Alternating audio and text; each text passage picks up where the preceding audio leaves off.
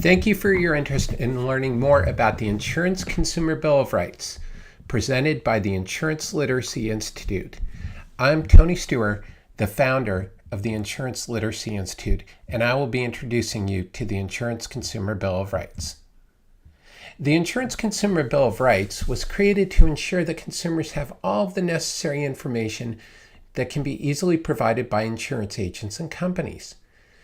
This will allow consumers to gain the most benefit from their insurance portfolio, which is a key part of any financial plan. Agents and insurance companies will benefit by having educated and satisfied clients.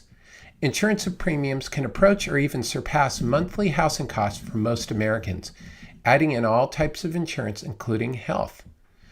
As Benjamin Franklin said, "A penny saved is a penny earned." The right to have your agent act in your best interest, to the best of their ability. Keep in mind that agents are not fiduciaries and are agents of the insurance companies.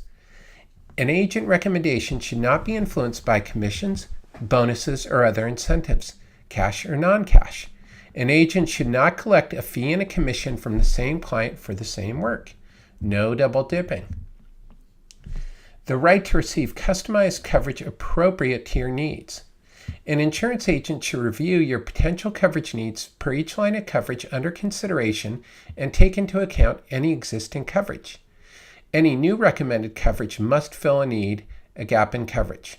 Any replacement must be carefully reviewed with all pros and cons considered and presented in writing to the consumer. Make sure that you have the right product that will provide coverage for the risk that you are protecting. If the only tool you have is a hammer, then every insurance need looks like a nail. The right to free choice.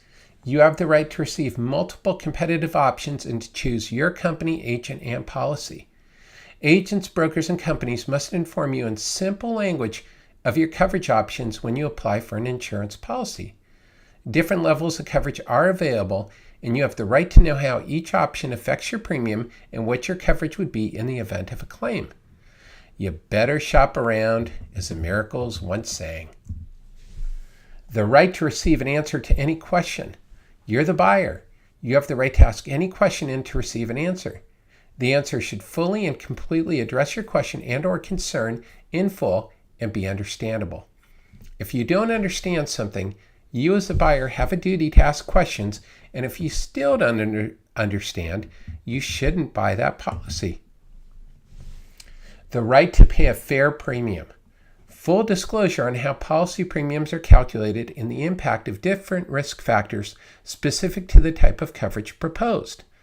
Also, information should be provided on factors that may reduce a premium in the future or increase a premium. The right to be informed. To receive complete and accurate information in writing. Anything said or promised orally must be put in writing. This includes full information on any recommended insurance company, including name, address, phone number, website, and financial strength ratings. The right to be treated fairly and respectfully. To receive an answer to any question. This includes the right to not be pressured. If there is a deadline, the reason must be presented. If an offer is too good to be true, then it most likely is too good to be true. Insurance agents and companies should keep information private and confidential. The right to full disclosure and updates. To receive notice of any changes in the coverage in easy to understand language and any relevant changes in the marketplace.